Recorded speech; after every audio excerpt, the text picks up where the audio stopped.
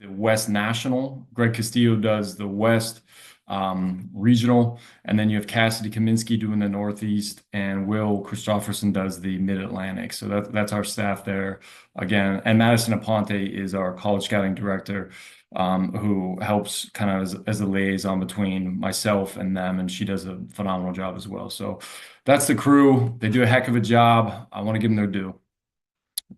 With that said, you guys can shoot. Give me the questions you'd like.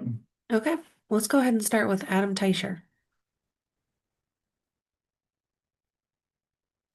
Hey Ryan, how you doing today? Hey Adam, how you doing, bud? Good, good. Hey, I got a couple of things for you. Start you off with a Josh Simmons question. Taking the injury out of it for a second, just what he put on tape before the injury. How does he rank as a tackle prospect? Not just this year. How did you guys have him ranked? Not just this year, but maybe going back a few years. Where's his standing and all that? Yeah. So I'm gonna say Josh is one of the better tackles in this draft class. I would give him, you could make your case for the best, but he's definitely in the top three in this draft class in terms of what he provides. The only difference maybe between him and some of the other guys is, um, he started 2 years, and some of these other guys, like the LSU kid, I think started more, and you can say experience and stuff like that. But Josh is physically, he is elite. I mean, he is big, he's strong, his feet jump off the tape. When you put this tape on, his set is as pretty as it looks now in terms of offensive line pass setting. He got better every year. His first year at Ohio State, he flipped to left side, and now from the right side the year prior. And I think it just took him a little time to adjust to just everything, like a new playbook, a new surrounding, a new position, essentially. It's not as easy as people think going from the right side to the left side. There is a big difference, and sometimes it just takes people a little longer. And I think that was the case with Josh. This last year, I mean, you can watch those 6 games, and it's not unfair to say he was the best tackle up to that point. It stinks he got injured, because I do think. I mean, I guess it's good for us because we got him, and that's the only way we would have gotten him. Because that kid, he was a top 20 pick. So it stinks for the kid. It hurt him on his wallet and the money, but things happen for a reason, and it's kind of not where you start, it's where you finish. And I think just the setup here that we have with Coach Reed and Coach Heck, is going to be great for this kid. In terms of years past, I would say Josh, when he was healthy at this year, this tape would be one of the better ones in the last few years. He kind of reminds me of Christian Darrisaw, who's done really well for the Vikings. He's got a little bit of Slater in him, who plays for the Chargers. The kid's arms are longer than I think people think. The combine measured him at 33, but his pro day was 34 and an eighth, and I think that's closer to what we kind of had. I think we had around 34 when we brought him in. So, the kid is super talented and super willing to work, and we're excited to have him where we got him. Okay, and my second question is on Brashard Smith. What do you think he'll need a lot of developmental time to play, at least on offense? I'm not talking about special teams here, but on offense, or do you think he's maybe a guy who's in that respect is more than a seventh round pick? Yeah. So we had him higher on our board than where we took him. And that's when you start to consider trading. When a guy is there that you have higher on your board, and you feel like, listen, what we would give up is peanuts to compare to what we think we'll get. I think this kid, if he comes in, he hammers the playbook, which is a big feat now. That's not easy. This offense is difficult. I'm sure you guys hear that every year, and it is. But you have a coach who's willing, like our coaches are super excited about the kid, and they will find ways to get this kid on the field, whether it's in a third down role, an all down role, whatever they decide, the kid will play. I don't know if you guys noticed, the kid's been playing running back since like 4 years old. So it's in his blood. Like he's played the position. Now in college, he played receiver, and he didn't play a ton. And I remember them talking about this is the next guy up, and it just never happened there at Miami. Rhett Lashley coached him when he was there at Miami and brought him over. And then he tells a story. He was watching Pacheco and the Chiefs and thought, man, I think Brashad could be like this. And hats off to them, man. They moved him. Um, they moved him to the position, and 1 year production, he had 1,300 yards. I mean, that's super impressive.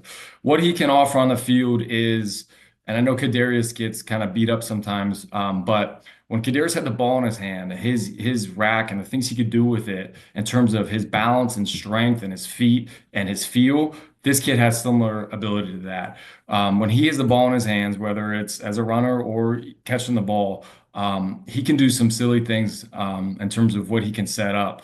So we're really excited. Now he has to come in and pick everything up, and there has to be a comfort level that he knows what he's doing.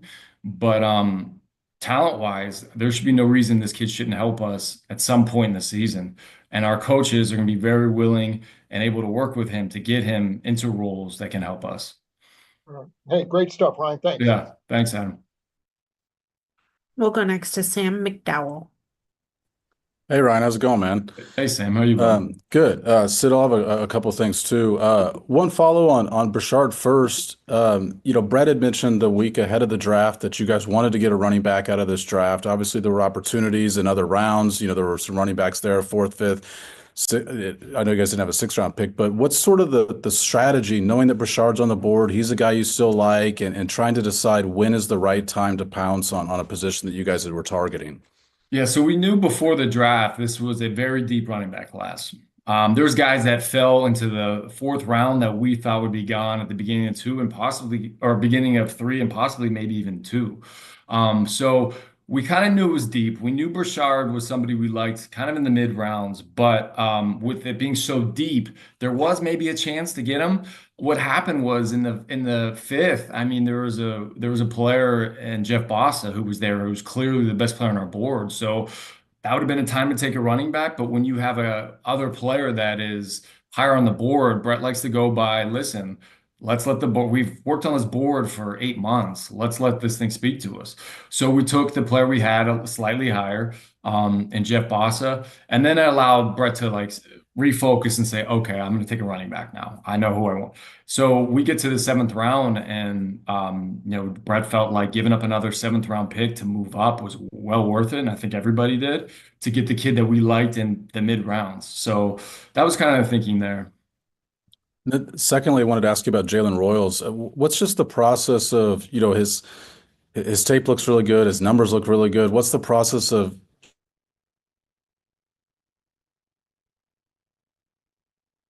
I got a freeze. Everyone else get a freeze here, or is that me? Yeah, Okay. we'll come back to him. State? You froze out. Oh, here we go. Now you're You unfrozen. froze out there. One Go more ahead. time. I'm sorry, Ryan. I just Yeah. wonder can you guys finish it off? Can you hear me now? Yeah. Yeah. Okay, sorry, Ryan. I just wondered the process with Jalen Royals. Obviously, he's not an SEC kid. He went to Utah State. What's the process of determining, and what attributes do you look to say, hey, this kid's skills will translate to this next level?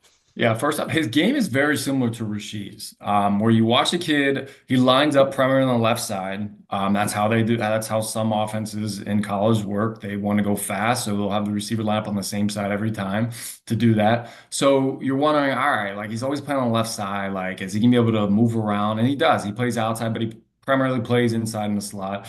When I say he's like Rashid, he's got big hands, strong hands, and he's very good after the catch.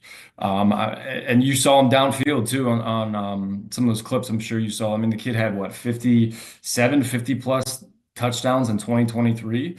He was on record, or he was on pace in 2024 to kind of smash the 2023 production before he got injured. So we thought rack is it's a big part of our offense. It's something we look for in receivers. I mean, we look for speed. The kid had that 4.40. We look for strength. He has that, and he's got rack, and we look for route running, and that's probably an area where Rashid had to kind of develop a little bit. So we kind of thought they were similar in that respect.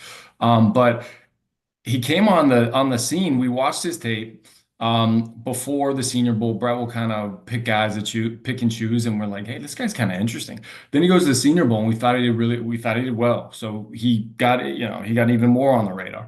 Then he goes to the combine, he runs a 4.40. You know what I mean? And he jumps to 36, and we're like, oh, this kid's explosive. And then you get the kind of coaches involved, and we Zoom them and we talk, and we're like, yeah, we could use this kid. And with Rashid coming back from injury and trying to get right, the hopes are, this kid can step in and try to get some playing time and help us out. Thanks, Ryan. Appreciate Yeah, it. thanks. We'll go next to Blair. Thank you, Sid. Ryan, a lot of changes in college sports over the last few years with NIL, the COVID year extending eligibility, free transfers. And I'm just wondering how any of that has affected scouting players Yeah. in the NFL. The biggest issue with the NIL is these kids do not stay at one college to develop. They're constantly transferring, right? Because of the idea of, okay, first off, that might be more of an issue with the transfer portal than NIL itself. I'm all for players getting paid. It's when they transfer 3 times in 1 year. When are you getting developed? If you're always in the transfer portal or you're off the field or you're not in a building, that's the thing. So now you're going to get players who are going to come in and they're just less developed based on they're not staying at a program. They're not getting a year's worth of training. They're getting maybe 3-4 months of strength training because they're in the portal or they're gone or they're taking trips. But they're learning different offenses, different coaches. So they're not getting in rhythm there. I think that's the biggest difference. And then for scouting, like how do you get a good snapshot of a player's personal background and character when they've been at 3 or 4 different schools? You're going to hear a different report from like half the time. They're all going to be different. The last school to have them, it's going to be usually positive because they want their guy drafted and they're going to give you good stuff. And then you might go to the school that he just left from, who's angry he left and transferred out, and it might be different. So now you got to kind of piece it together and say what's real and what isn't real. For us right now, it's just development and what kind of kid are you actually getting? Which version of this kid are you going to get? Thank you. We'll go next to Jesse. Go ahead, Jesse. Hey, Ryan, I wanted to ask you about Omar Norman Lott. Yeah. It seems like his board, there's people that have him really high and then others don't have him as high. I guess, well, what makes you confident about your evaluation about him? And I guess in a perfect world, what role does he fit for you guys? Yeah, so he's got some similarities to Turk. He's bigger, he's not as fast, but their play style is very similar. This kid was like 99 percentile in terms of rush win rate. He was one of the top defensive tackles in winning one-on-one pass rush. And that's what we first off need, and that's what we saw could add value. These guys, these interior linemen that are, athletic, this kid jumped 31 and a half, 9.5. He's big hands. Those guys go quick. We knew they go quick. So we thought, and a interior guy that can rush as well go even quicker. So Brett was before the draft, before that round, Brett was pretty adamant about, okay, he's one of these guys we have to consider. And we put up a list of 4 or 5 guys, and he was one of them, and he ended up being one of the top guys left, and that was a position of need as well. But we feel like he can come in and help rush the passer.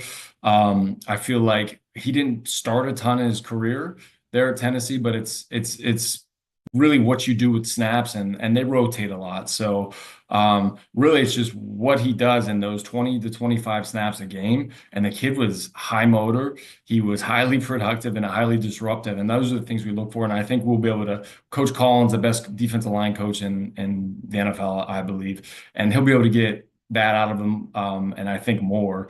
And even against the run, the kid I thought was solid and stout enough. So that might be an area, just because he's 305 pounds, that can be a little better. But we're excited to get this kid and work with him because we think there's a ton of potential.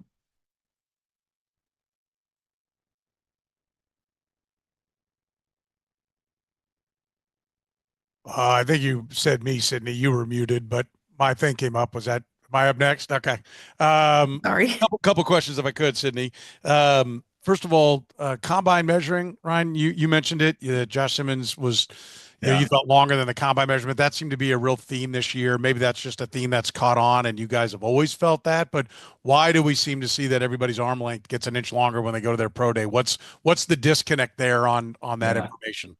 We actually had our analytics guy look at this, and this was an outlier year. These arms were substantially shorter. I think it was 3/8 of an inch on average. Every player was shorter from the combine to the pro day, and that's what we look at. Okay, is it one or two players, or is there a theme here? And it was pretty consistent. And that's not on. It's just listen. Every year the combine has scouts that that they ask to help out, and I think they changed the arm length, the person measuring arm length, and it was just that person doing it this year. Now, if it can be consistent, all we want is consistency, right? So if it's again next year a little shorter and a little shorter and a little shorter, that's fine as long as it's consistent throughout years. It's when you go from maybe being longer to now short, then back to long, like that's where your analytics and your data kind of gets thrown off. So hopefully if it's going to be a little shorter, hopefully that's the case next year and it's not too long. And now we're like, oh my gosh, what are we getting here? You know what I mean? Because you just want consistency. Because I don't know, 10 years ago, the arm lengths were consistently long, and everyone knew it. So when a kid went to the combine, you'd say, okay, these are consistently long. But there's so many players that get measured there, and it's 350 players that you have like a pool there that if it's consistently long every year, it's so many players getting their arms measured that you just kind of keep it instead of picking and choosing which arm length you're going to use. You know what I mean? Yeah. Yeah. All right. And then as far as Simmons, there were some reports. You kind of touched on this a little bit about the NIL and guys changing schools, and maybe tougher to get the reports on, background and maturity, and because coaching staffs maybe haven't been with the guy as long. There were some reports that maybe there was some immaturity involved with Simmons. I'm just curious where you think the character is. Did you see those reports? Do you talk to San Diego State, Ohio State? Like how do you track everybody down that to get all that? We did a ton of work on this kid. We had people call San Diego State. I went into Ohio State along with two other scouts, and you talk to the coaches, the strength coach, you talk to the academics. I mean, we Zoomed the kid twice. We brought him in. So we've done so much work on this kid. We felt good with the character. Was there some immaturity maybe in 2023? It's really, are you seeing this kid grow? When you go from San Diego State, where you're the big fish, to Ohio State now, where you're like a small fish in a big pond, yeah, it's different because you're still programmed to act like you did at San Diego State. I think when he got to Ohio State his first year, everything was so new. I don't think it was necessarily a case of him being immature. I think it was just him trying to adjust this is a West Coast kid going to the Midwest in a different area, different coaching staff, different demands. I mean, Big Ten, these Power Five, huge programs, they're run like NFL. They have huge expectations and demands, and some of these other programs just aren't. They don't have the money or the resources to match that. So I think once he got to Ohio State, that took a little time, but 2024, his character was fine. We had no issue with the kid's background, anything like that. He works hard. He's in the building, doesn't do a lot off the field. So we weren't too concerned about that. Yeah. All right. We'll go next to Nick Jacobs. And Sydney, I'll have a follow-up if I can, please. Ryan, I'm curious, with each one of these guys you drafted, what is the unique trait or characteristic that separated them from other guys at that position to take him at that spot? Okay. So you want to go down through each one? Please. All right. So I say Simmons first, his feet and just his balance. Like I said before, his set and how he looks, and he's a good run blocker. But the pass stuff set is, this is a pass league, and Coach Reed is a passing coach for the most part. What he looked there in terms of what he could show was impressive and exciting. Omar Lott, it would be the motor and just the get off. His get off is one of the tops in this class, and he can get up the field and uses his hands. He's got a move array. So him as a rusher was very intriguing. The Gillette kid, oh my gosh. There's a ton of things with him. He plays 100 miles an hour, and he's got crazy power he's got 32-inch arms, but the kid can knock tackles back like nobody's business. So that was exciting. And for us, if you want to be an elite rusher in this league, you got to have a speed to power move, and that kid does. Noah Williams, it would be the ball skills and the instincts. The kid consistently sets himself up to make plays. The Royals kid would be the rack, the strong, the speed, the ability to break tackles. Those things kind of intrigued us because, again, like I said, that's something we take as a high priority as receivers run after catchability.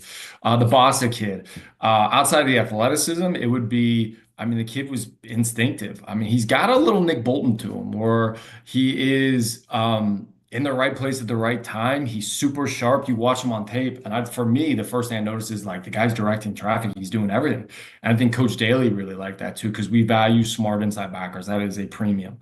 And then Brashad Smith, it would be. The thing that stood out the most to him is for his size, he is a strong runner and he is tough. He catches the ball really well. I think everyone knows that as a receiver, but just his ability, his balance and contact strength are sneaky good. And then my next question for you, in terms of offensive line from probably the start of the spread offense and the 2008 up till now, how have you seen offensive line evolution at tackle from a scouting perspective? How has it kind of altered over the past decade? Yeah, so you see less, you see kind of less and less less and less tackles getting back 5 yards and their kicks and three kicks. It's a lot of quick stuff. It's a lot of cover up stuff. A lot of it's RPO. So what's RPO? It's essentially a play action run. So the lineman will come off the ball and fit up, and then the ball's out. So them just getting used to going back to and holding their like sustaining. Kicking back 5 yards and sustaining a block and using their hands. The issue is the hands go downhill. When you're constantly flying off the ball and you got to cover up for 2 seconds, you're not used to now punching, recovering with your hands, resetting your hands, punching inside. Like that's what you lose. You lose little attention to detail with the hands, and I think that's what we see when we get guys like, oh, we got to work on the hands, and it's workable. It's something you can do, but it's definitely something we saw that or have seen that's gotten worse. Yeah. Thanks, Book. And last one, go ahead, Greg. Hello, Ryan. I wanted to ask you about one of the scouts that you singled out at the outset, Terry Delp. And I assume that when you say the Midwest, that Kansas falls into the category of the Midwest. It does. Even though the guys from KU and K-State went elsewhere, how would you summarize his abilities to single out that talent in his area? Yeah, Terry knows people Terry's been doing this for a while now. I don't know how many years. I want to say maybe 17, 18 years. I might be short there, but he's done the same area for a while now, and he has really good sources, and he has people he trusts, and he has people that he relies on. So Terry lives in the area, and he's able to go to those schools multiple times, able to go to games multiple times. So he sees these teams, Kansas State, a ton. So that gives you a huge advantage when you can live in your area and be around these schools and go in whenever you need to and see these games. I mean, I don't know how many games he goes to in Kansas. I mean, if it's taking his son, he's going 2, 3 games. These KU games, or he's a KU guy. I'm sure you know that, or Kansas State. So he knows the kids well because he sees them so much, and he knows their background well because he talks to these sources that have been there that he knows well. So that's a huge advantage for us, and that's why Terry's a great asset to our program here. Okay, we've got one last one. So Ryne, go ahead.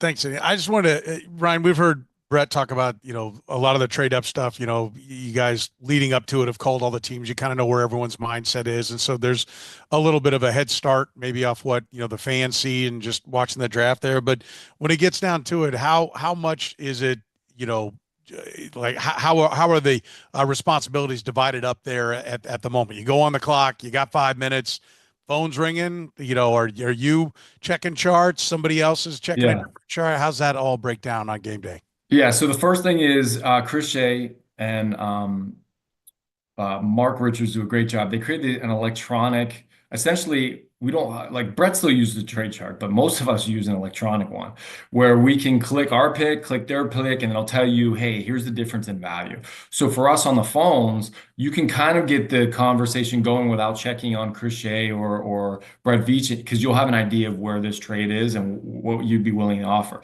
But Brett will say, all of us know different personnel people on different teams. Some of us closer than others. So Brett will say, hey, Ryan, can you reach out to Atlanta? Or Ryan, can you reach out to Cincinnati? Some of the, certain teams. Or hey, can somebody reach out to New England? And then somebody that's been in contact with New England prior will then hit the person up there in contact with and say, hey, Brett Brett wants to trade up or he wants to trade back. So it's really the relationships you have is the quickest way to get the information. Or Crochet could just hit up their cap guy and say, hey, we want to come up and this is what we're willing to offer. You know what I mean? But it's a pretty calm process. The first 2 rounds, Crochet will actually do like a cheat sheet menu and say, hey, if we want to go here, this is what we're probably willing to give up. If we want to go back, we'd be willing to give this up. So that's the first 2 rounds when you have time to plan it out. Obviously, the last day, it's a little more hectic and you're kind of flying the seat of your pants, and when teams are calling, you're adjusting. But it's a all hands on deck. Every executive that's in there is helping Brett out and getting information and getting it back to him. Yeah. Okay, Ryan. Great job. Thank you. Awesome. Thank you guys. Appreciate you.